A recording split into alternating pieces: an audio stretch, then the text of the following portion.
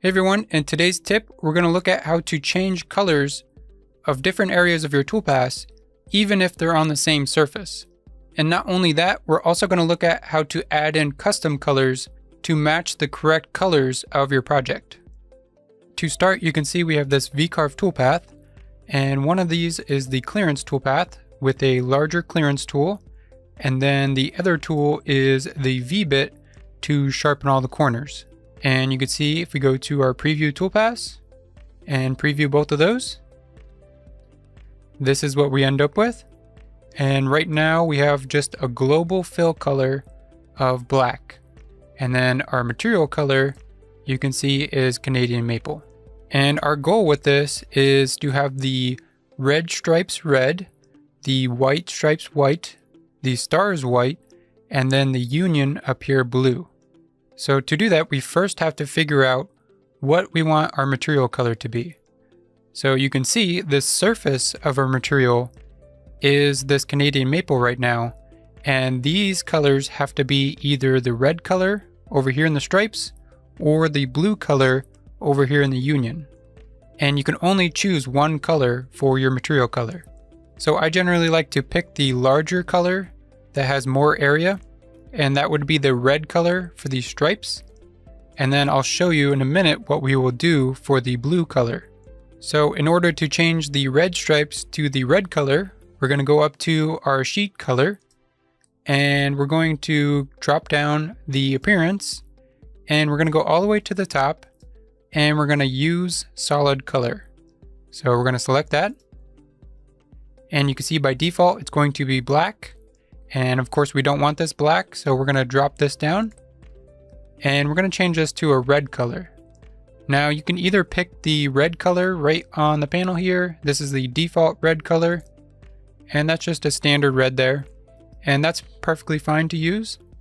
But if you want to get more technical with your colors and use the exact color, you can see if we go back into the sheet color, drop down the color selection, and click more colors, you could see you have more options here with the standard colors, or you can go over to custom, and in here you can enter a custom color code to get the exact color that you want.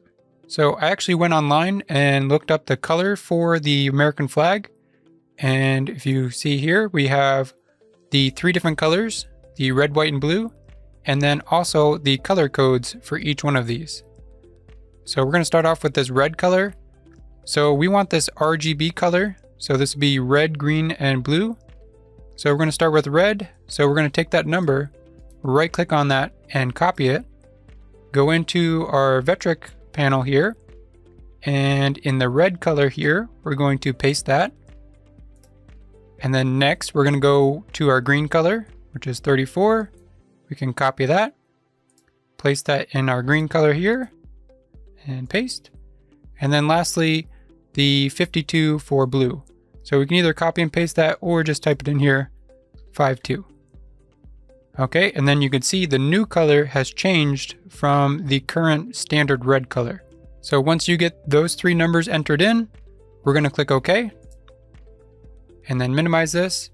And now the red color has changed to the actual red color of the flag. So that takes care of the larger color there. Next, we're going to look at the stripes that are white and the stars. And since both of these are the color white and they're the only things carved, we can go up to our machined area color, turn on the global fill option. That's going to fill anything that's carved with this color. We can drop down the color selector, and we can go back to the custom colors, or this is a pretty standard white, so we're just going to use the white color there.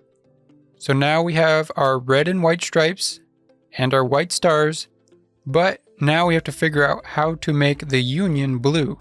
And in order to do that, we have to do a little trick right here. So we have to make a toolpath for that area to be able to change the color. So what we're going to do is switch over to our 2D view, and in the union area here, we're going to create a temporary rectangle to be able to make a toolpath with. So let's close our preview.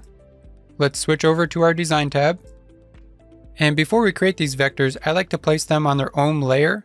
So I like to go up to the layer panel, add a new layer, And we'll make this temp vectors. And enter. And then make sure that one's selected to be the active layer. And we can even change this layer color just so we know these are temporary. Let's just make it a red color. And that's going to turn all the 2D vectors on this layer the red color. So we're going to deselect that. And now we need to create the rectangle where we want the blue area to be. So we're going to use our draw rectangle tool. And I'm going to snap in this upper left corner, drag down until it snaps to this end of a stripe, and then come down with my smart snapping until it snaps to the other line there. And then release. And now we have a rectangle in the area that we want blue. Now we're going to click close. And then we can deselect that rectangle. And you can see that is now red to let us know that it's on a separate layer. And now that's on our temporary vectors layer. So later on, when we go to save the toolpaths, we can hide that away so it doesn't confuse us any. But that's why I like to keep it red, just so we know that we don't want that with the final toolpath. This is only temporary for the color preview. Okay, let's go back to our toolpath tab. And now we have to create a toolpath for this. So what I like to do is select the shape that we want to change the color. And for this one, I'm just going to create a pocket toolpath. And the start depth, we're going to leave at 0. The cut depth, we only want to go very, very minimal. So I usually go about 0.01 inches. That's just barely going to take any off the surface of the material, but that's just enough for us to change the color in the toolpath preview section. So now we need to select a tool for this. So I'm going to delete this tool. And now we're going to select a new tool. And for this, I like to use a very small end mill. We're going to use this 1/32 inch end mill. And the reason I use this is because I want it to get very tightly into the corners. If you use a larger end mill, you're going to be left with a radius corner, unless you do a V-carving toolpath or something like that. But to keep this simple, I just use the 32nd inch end mill. And remember, this is only temporary. This isn't going to be something you're actually going to cut. So using the 32nd inch end mill for this large area is going to be okay just for your preview. So we're going to click select. You can even add another tool in there if you wanted to clear the larger area, and then the 32nd will just clean the edges. But this is going to be okay. So we're going to come down here and we want to change the name of this. So I like to do in all caps, temp toolpath. So we know this is not something we want to run. We want to make sure this is only temporary. So that's why I give it that name. And we're going to click calculate. And you can see that looks blue, but the only reason that's blue right now is because that's the toolpath lines there. But you can see when we go to carve this, we're going to click preview selected toolpath. That carved away, but now it's the white color. And the reason it's white is because our global fill option is white. So now that we have more than one toolpath that we need to be different colors, we can no longer use the global fill option. So now what we have to do instead is use the toolpath color option. So we're going to select that. And now we have to select an individual color for each toolpath. So right now we have this temporary toolpath selected, and that one we want to be blue. So we're going to go up to the drop down for the colors. We're going to click more colors. We're going to go to custom again. And we're going to use the custom color from the actual American flag. So let's go back to that. And you can see the RGB color here is 60, 59, 110. So we're going to take those numbers and put them in our custom color here. So 60, 59, 110. If we go to here, we'll do 60, come down to green, do 59, and blue, 110. And now you can see our new color is blue here. And we're going to click OK. And you can now see our white areas are still no longer white. So now we have to go to those toolpaths and select them individually and drop down the toolpath color, and we're going to go to white, and we have to do those for both of those. Right now, this first one is only the 1/4 inch end mill. And then the next one is the V-bit. We're going to change that color as well to white. And you can see that changed all the areas white that we needed to be white. Now you can see we do have a little bit of a stray line there of red. So we could clean that up by double clicking on our temporary toolpath to edit this. And what I'm going to do is just add in another tool here. So I'm going to go to select. I'm going to select the 1/4 inch end mill and click select. That'll do that one first, and then the 32nd to clean up the corners. Now I'm going to click calculate, and I'm going to preview the selected toolpath.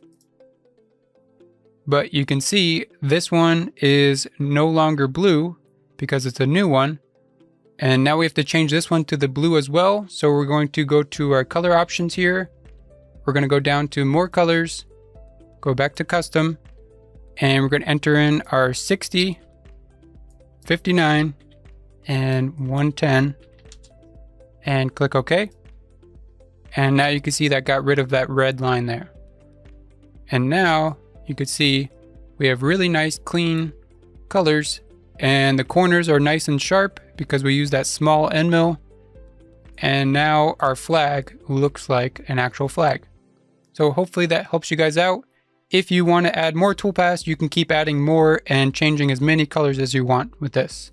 And then when you go to save your toolpaths, make sure you only save the ones you want to carve and do not save the temporary toolpaths that you do not want to carve.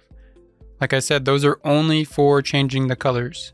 So if this tip helped you guys out, make sure you like the video and subscribe for more.